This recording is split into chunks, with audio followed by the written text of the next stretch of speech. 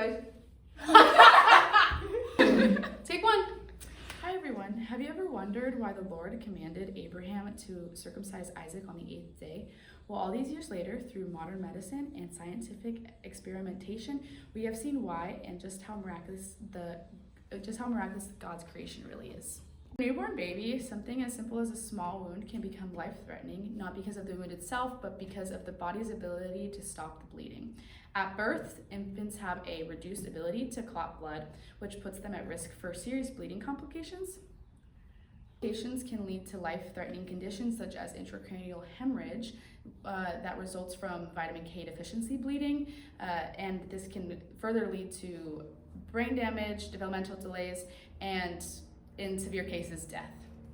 Significant blood loss can lead to hypovolemia, which is the body not being able to circulate blood properly to supply the tissues with oxygen. And because of this, that can lead to cardiovascular strain, which is particularly dangerous in infants due to their limited ability to compensate. But interestingly, around the 8th day of life, a newborn's ability to clot improves significantly because of their extremely heightened vitamin K levels. Today, we're going to explore why that happens. Our presentation will focus on the interaction between the cardiovascular system and the digestive system, specifically through the role of vitamin K in the clotting pathway.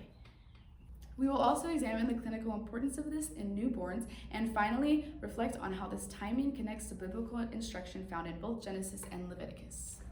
To understand why timing matters, we first need to understand how the body stops bleeding. The cardiovascular system plays a major role in maintaining blood flow, but it also contains mechanisms to prevent excessive blood loss.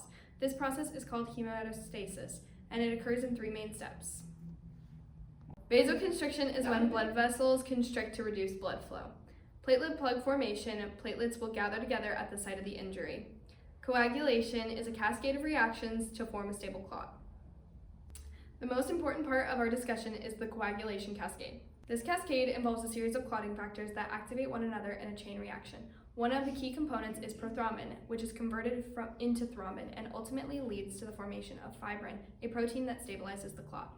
However, several of these clotting factors, specifically factors 2, 7, 9, and 10, require vitamin K to become functional. Without vitamin K, these clotting factors cannot be properly activated. The clotting cascade is slowed or impaired. The risk of bleeding increases significantly, and this is especially important in newborns. At birth, infants naturally have low levels of vitamin K. Without vitamin K, these clotting factors cannot be properly activated. The clotting cascade is slowed or impaired. The risk of bleeding increases significantly, and this is especially important in newborns because at birth, infants naturally have low levels of vitamin K. They also have reduced clotting factor activity and an increased risk of bleeding clinically as a vitamin K deficiency. This is why in modern medicine, newborns are typically given a vitamin K shot injection shortly after birth to prevent serious complications such as bleeding or even brain hemorrhage. So from the cardiovascular perspective, we see that efficient clotting depends heavily on vitamin K ability. But that raises the question, if newborns start out deficient, where does the vitamin K come from? This is where the digestive system becomes essential. At birth, a newborn's digestive tract is sterile, meaning contains no bacteria. This is very different from adults who have beneficial bacteria such as E. coli. No, restart, please. Okay. This is too much. And At birth, in newborns, just give her 2 sentences max. Yeah, you can just give her like to the middle of that page. you're like messing with it too much that it I have to go Because it was like, go back and forth. okay. Okay, 1, you know it. This is crucial. Infants are born with a sterile gut. They don't have beneficial What's the bacteria bottom or of that microbes. last paragraph? So with beneficial bacteria that help with many processes, including the production of vitamin K. Okay. You don't Got want this. E. coli. Definitely no E. coli. Okay, 3, 2, take 1. 2, take 1. After birth, the infant begins to develop a gut microbiome. This happens through breast milk, feeding breast milk. Okay. Take 2.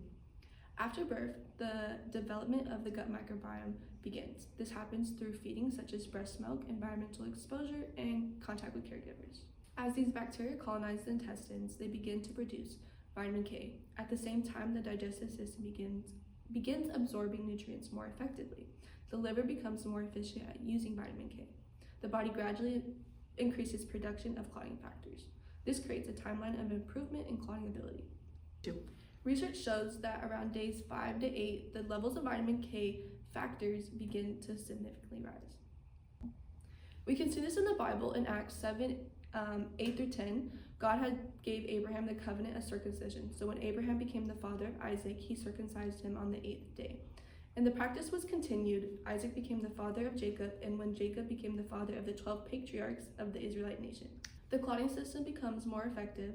The risk of bleeding decreases compared to earlier days. This is a clear example of the system's interaction. The digestive system provides vitamin K through absorption and bacterial production. The cardiovascular system uses vitamin K to enable clotting, and the liver acts as a processing center to connecting the two. Additionally, the development of the gut microbiome also plays a role in the immune system, helping protect the infant from harmful bacteria. So even though we're focusing on two systems here, we can see how the body functions as a whole, where the multi-systems depend on each other for proper function. Understanding this interaction has a real clinical importance. In a newborn, if they do not receive enough vitamin K, this will lead to a vitamin K deficiency that can cause intracranial and gastrointestinal hemorrhage, which is life-threatening. Because vitamin K is essential to clotting factors, if an infant does not have these clotting factors, a minor procedure or cut can lead to prolonged bleeding, which could be fatal to a baby. This is particularly important when considering clotting surgery because if performed too early when vitamin K levels have not yet reached its optimal level, the risk of excessive bleeding has now increased. While severe complications are now rare in modern medicine, this shows how crucial it would be to wait to circumcise an infant during Jesus' times. This is why the vitamin K shot is considered to be a crucial intervention in neonatal care, as it supports the body's critical function of the clotting mechanism and significantly reduces the serious risk of bleeding complications. This demonstrates how a component like vitamin K can affect multiple systems. As discussed, we have looked over the liver, the cardiovascular system, and the digestive system, and they all work together as a whole. But beyond a clinical perspective, this topic also opens the door for deeper reflection. In Genesis 17:12, God establishes a covenant with Abraham, instructing that male children be circumcised on the 8th day of their life. And he that is the 8th day old shall be circumcised among you. This instruction is later reaffirmed in Leviticus 12:3. In the 8th day, the flesh of the foreskin shall be circumcised. From the modern scientific perspective, this timing is significant and noted in journals, for example, the Sokoto Journal of Medicine. As we've discussed, on the 8th day of life, this corresponds to a period when an infant's vitamin K levels have surged in the bloodstream, and clotting factors are now more effective and active. This better equips the body to control bleeding. This suggests that the timing of the Lord's instruction now aligns in development with the risk of complications that are now naturally reduced, because there were no vitamin K shots back when Jesus was circumcised. While the biblical text does not explain the physiology reasoning for this, the alignment between scriptural instruction and biological development invites thoughtful reflection. It highlights how the human body operates with precise timing and coordination, where multiple systems work together to support both functions. In this way, the connection between physiology and scripture does not serve as proof, but rather as a meaningful parallel. A parallel that encourages a deeper appreciation for the complexity of the human body and the intentionality behind its design. To conclude, we have seen how the body is not made up of isolated systems, but rather deeply interconnected systems that depend on one another. The digestive system contributes to vitamin K production, while the cardiovascular system relies on vitamin K for effective clotting. Together, these systems create a developmental timeline that improves survival in newborns by reducing the risk of excessive bleeding during a critical period of early life. Clinically, this understanding has led to life-saving interventions such as vitamin K supplementation, which directly supports the body's natural processes and prevents serious complications. It also demonstrates how a deficiency in one area can disrupt multiple systems, reinforcing the importance of balance within the body. Ultimately, this is an example that demonstrates that even at the earliest stages of life, the body is designed to function as an integrated system through the divine creation of man. By studying these interactions, we do not only gain an understanding of physiology and medicine, but we also get to see a greater and divine appreciation for the intentionality of human health. Thank you! Wait, was it on? Doggone it! That's just Bad News Bears. Oh, there's a recording. And you can leave it in the course eval. It was like Malia says you can't say vagina.